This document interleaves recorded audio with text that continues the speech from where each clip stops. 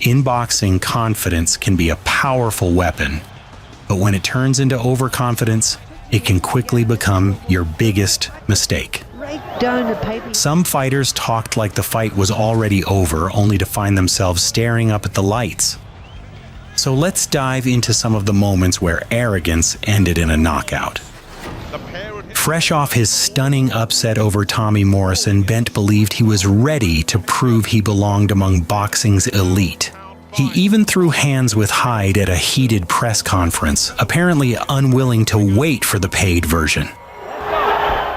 Once the fight started, Hyde gradually took control. After badly hurting Benn in the third round, he never let him recover. Got enough time to finish this. Benn bleeding from the nose, and here comes Hyde. He's coming piling in there. Punches are coming from everywhere. Benn trying to fight. He's hurt again there. Believe me, those are decent punches from Hyde. And although he's slapped with that one, that's a good left hook again. Has him in trouble against the ropes, and this is a good attack. And sealed the deal with a crushing left-right combination in the 7th. Oh, what a good right. Oh, what a cracking shot. He's down. And does not look like moving. Gathers himself up, but out. Doesn't make it. And now the celebrations begin because and this is in slow motion. That's an absolute beautiful shot. Great now watch it quickly, he hits him again, and this is slow motion. Now look at accuracy, right down the pipe he hits him with that next one. And Benn was on his way down there and not surprised why he couldn't get up. Barkley was convinced his size and experience would be too much for the young champion. But once they faced each other, it turned out the opposite. Trouble! And he's still swinging from his heel. Toney responded with one of the best performances of his career, picking Barkley apart for 12 rounds. Toney moving up in class.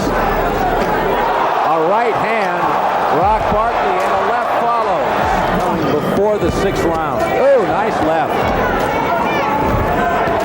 Barkley taking a lot of punishment. 12 round, super middleweight title on the line. Barkley a nice left, one of his best punches of the fight. Toney fires back with a rapid combination. This fight, his career coming to an end. Barkley in trouble. Toney, that was a good punch. And he follows with a combination. And Barkley a left and bleeding profusely is Barkley. Because he came in exceptional shape.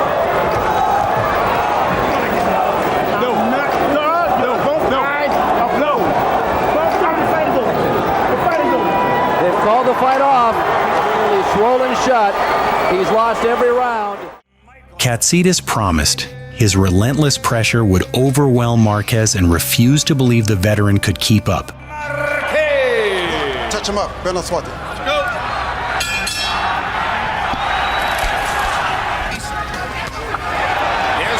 Landing the clean shots, just making it. In the ring, surviving an early knockdown, hard left hook by Katsidis, and Marquez is on.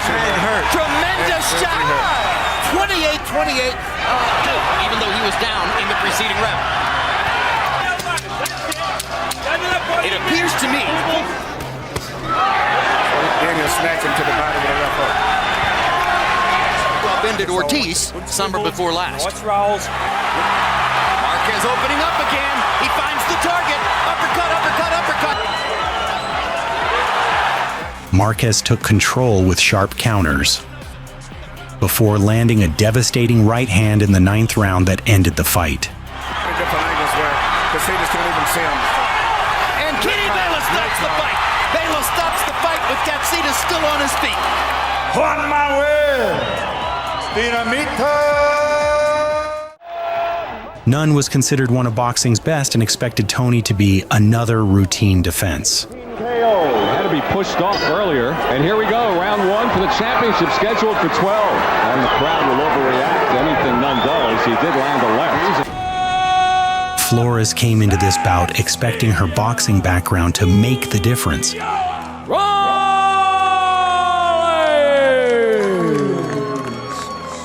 Our co-main event of the evening, round number 1.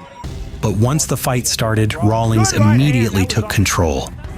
Flores a bloody mess right now, bleeding from the nostrils. And repeatedly dropped her opponent. Letting go with their hands. Round number 3 we go. Nothing decided yet. Rawlings trying to decide it in a hurry here, opening stages of round 3. Unloading. There's the left hand on the counter from Flores. And you see that push with the left hand to Flores. Just a lot in the arm punches. It's completely different in the force of... Up to scratch in round number 4. In a fast After multiple knockdowns, the fight was waved off. Rawlings!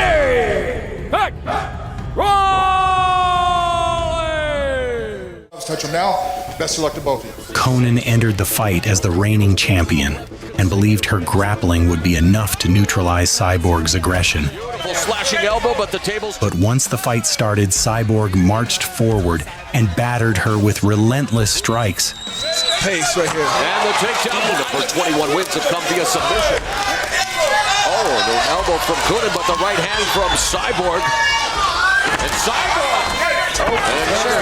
And another takedown. His posture for the moment, although Cyborg posturing up and delivering those right hands. She's cupping under the chin. Cyborg indicated. Right hand. Left, and now Cyborg unloading on Coenen. A minute and a half left in. Jockeying for position. Tie clips in the knees. And now to the counter right hand by Cyborg. Oh, that right cross. That was a huge right hand. Loaded, and now the ground.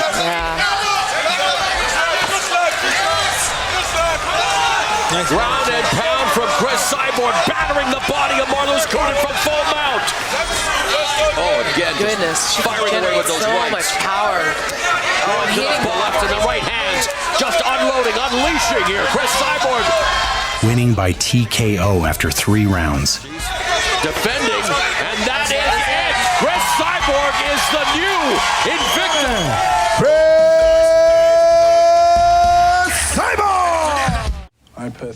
Before the fight, Benn promised to overpower Eubank and believed his rival wouldn't survive his aggression. You had your time left in this fight, that'll do. He's such an unusual man, this Chris Eubank, he really is. Early on, it looked like he might be right. Then Eubank ruined the prediction. That was a good shot, and that certainly got a reaction from Eubank. That was a lovely shot, Ledge. I think he's not going to be able to strut. He's going to have to try and hit Benn. He's done it, Ledge. He's done Benn by the look of it. He chopped that right hand down there.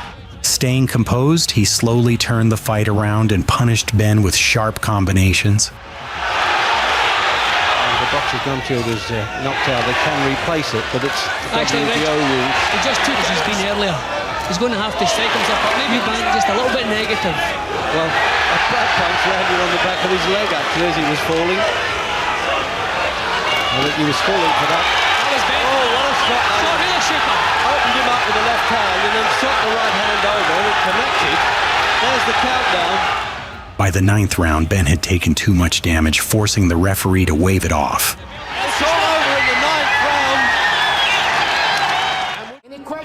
Jackson believed his legendary punching power would once again be enough to keep his title. Someone should have told him power is only useful if it lands. McClellan met him head-on from the opening bell. Julian Jackson complaining. There's a big left. Sometimes those butts get you a little bit dizzy. And as the fight wore on, Jackson struggled to handle the pressure. There's no chance of South there.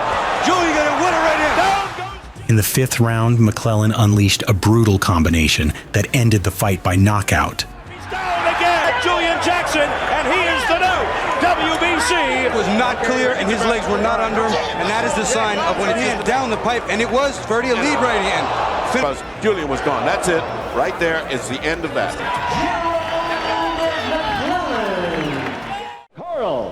Williams wasn't impressed by Morrison's reputation and believed the young heavyweight still had plenty to prove. 30 by KO. Only right hand, and Mills Lane says don't do that again. And there's the left hook, and down goes Carl Williams. And I mentioned that Williams was the busier fighter in round 2 by punching. And another. Well, he's trying to learn how to be a boxer. Trying to learn how to pace himself. Carl DeTruth says no. And Morrison hits him again for good measure. By round 8, the only thing left to prove was who'd call the ambulance. Morrison stayed patient and broke him down with his power. And there's another left hook, and Morrison's got a chance to finish him off. as Williams struggled to keep him off, Morrison unloaded another barrage that forced the referee to stop the fight. Williams has already busted up, and Mills Lane has stopped the fight. TKO victory, Tommy the Duke Morrison. Cooper promised to shock the boxing world despite taking the fight on short notice. Any questions here? Let's get it on. Come on. This first round is very significant again, and bang him to the body. But that's what Cooper's been doing to him. There's a big way to fight this kind of a fight, and I still felt he'd win the fight.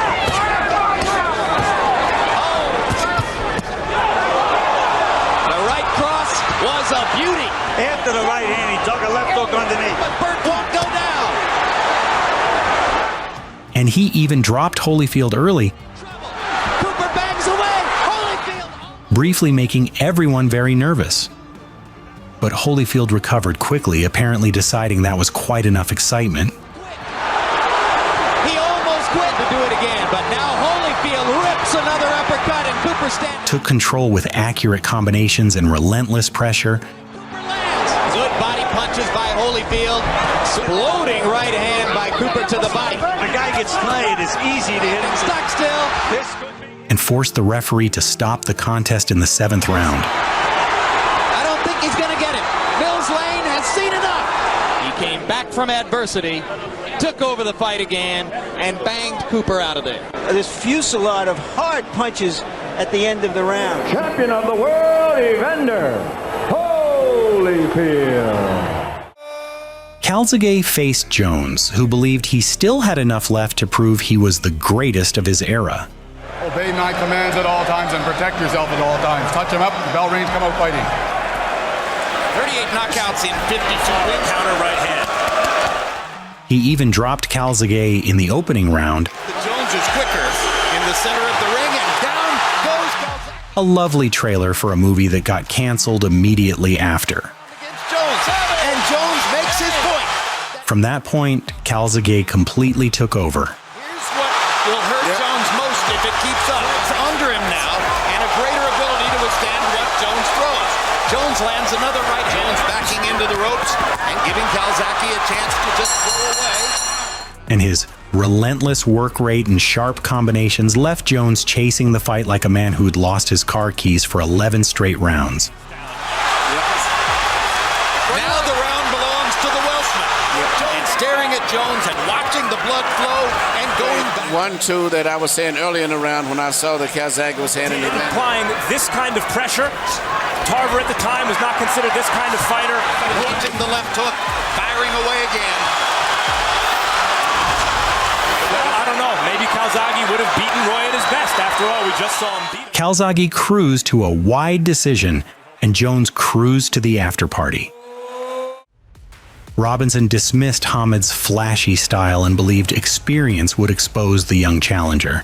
As the rain begins to fall and it's getting heavier. 12 rounds for the WBO featherweight championship. Experience did get exposed to roughly 8 rounds of a beating, which is a strange way to teach a lesson. This is unbelievable. Yes, an extraordinary fight. Hamid controlled the action with his speed and power from the opening bell. I think Robinson always got him. Down goes Robinson for only the 2nd time in his career. It is rain. 5th round. Robinson down. Paralyzed too. He's definitely in trouble there. He doesn't know what he's got to do to get out of the way of punches. Hamid is beginning to take it.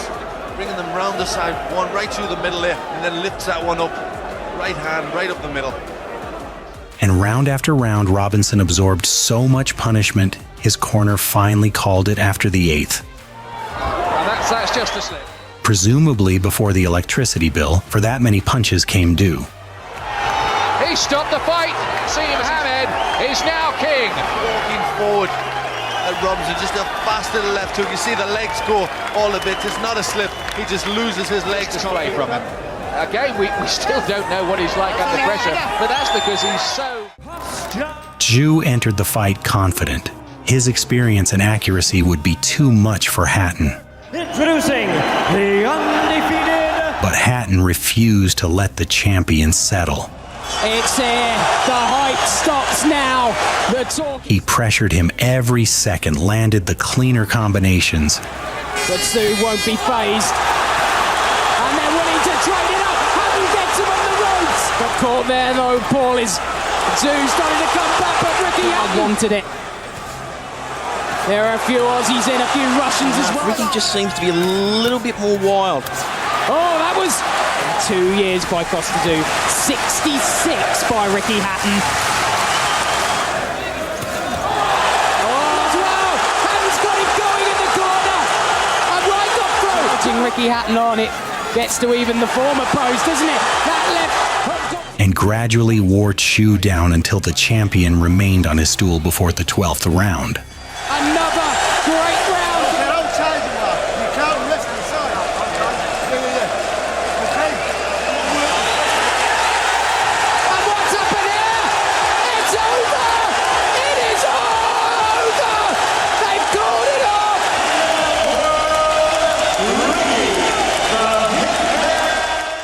Asakura confidently entered this fight, convinced she was ready to take over the division.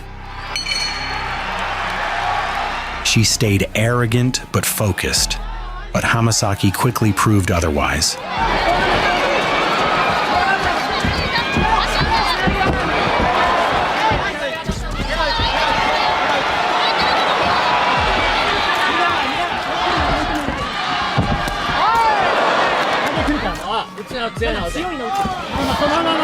After taking the fight to the ground, she secured an armbar and forced the tap.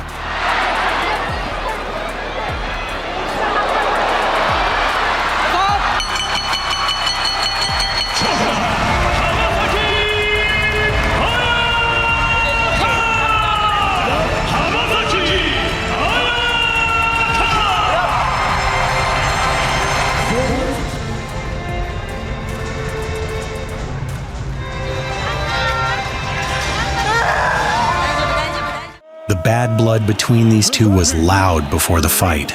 They were trading bad words, so Kelley even said that he would go straight for Hamid's mouth in the first round, and that he had been saving everything for the bell.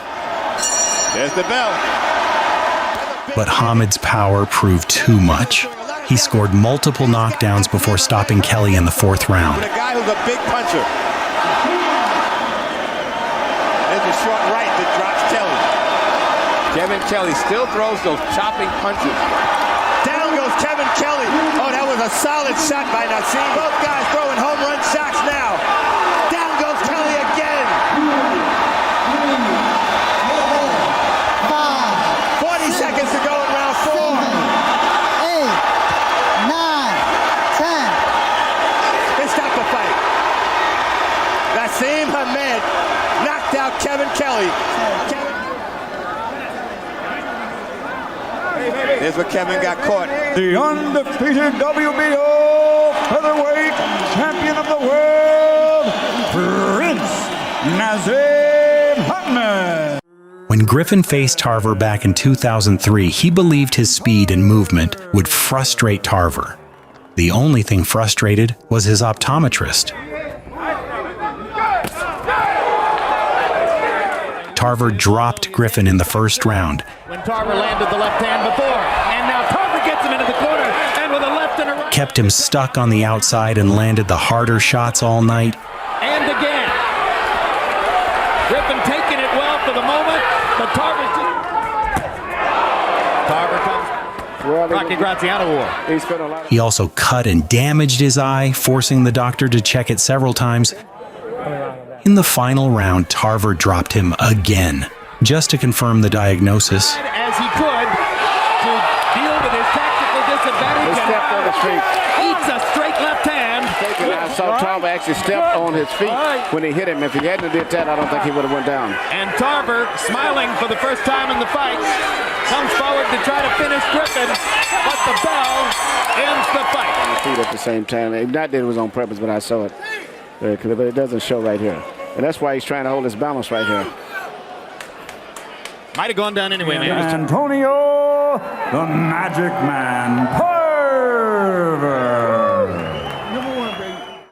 During the build-up, Maccarinelli described Haye as delusional, saying he totally disagreed with him claiming he'd mixed in better company. He believed this was his night. It was a very short night. Once the bell rang, Haye exploded with his own power. And after surviving an early scare, he unleashed a series of huge punches that stopped Maccarinelli in the second round.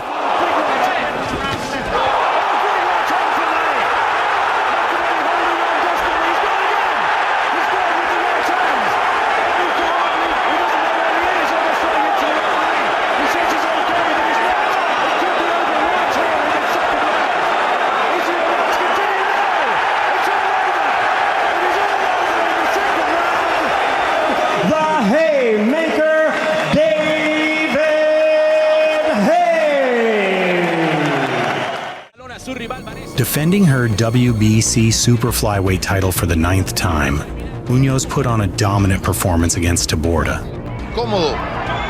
The Mexican champion controlled the action from the opening bell, breaking her challenger down with relentless pressure and accurate punches. Con todo atacando al rostro de Vanessa Taborda, que ahora trata de salir de aprietos, pero la persigue la loba Munoz cazando a su presa. Ahí está el apodo de la loba. La mano izquierda de nuevo. In the 4th round, Munoz capped off the one-sided fight with a devastating knockout to successfully retain her title. La tiene en la esquinita caliente. La mano derecha y la lona se va. Vanessa Taborda. Y cuidado, porque puede ser todo. A ver si supera esto. La peleadora argentina y no. Por la vía del knockout. La victoria para la loba Munoz. Izquierda primero es un aviso de lo que se le venía y ahí está la derecha el mentón. No había nada que hacer. McClellan arrived with a fearsome reputation and believed Benn would become another knockout victim. He even dropped Benn twice in the opening round. He looks as though he's done him in the opening round, and we thought this might happen. That was why the odds are so big. Is he going to climb back? You can usually... Benn badly shaken.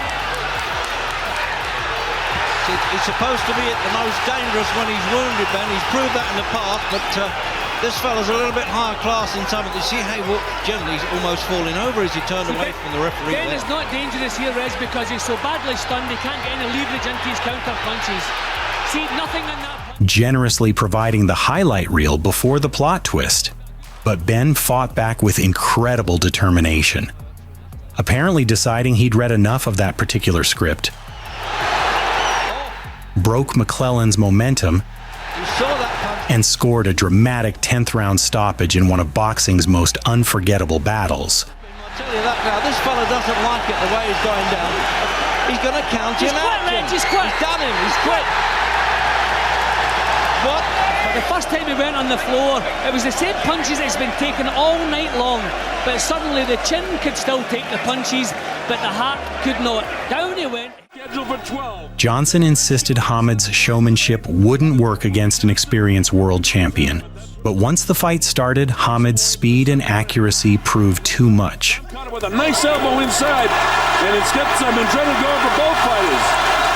The seat caught Tom, cut him again. Here he is. Tom's legs are actually gone right now. He's got to get off the ropes. He's got to fire. And you see him dive into the ropes. Give me some. Look at this. Tom Johnson is him in the kidney. Boom, boom, doing a minute to go in this round. And Tom was off balance and caught again. See him tagged him a couple more times, real heavy. Tom is taking some real shots here. He's hanging on to the seam. After several knockdowns and relentless punishment, the referee stepped in during the 8th round to save Johnson, giving Hamed TKO victory. Busy. The uppercut drops him. I don't think he'll be able to get up from tremendous conditioning. He stops the fight, and he did the right thing. He just beat one of the great fighters of all time. There's the performance that makes this scene. Anybody that doubted it against Tom Johnson. If you enjoyed this video, be sure to like, subscribe, and tell us in the comments which fight was your favorite. I'll see you in the next one. Very quick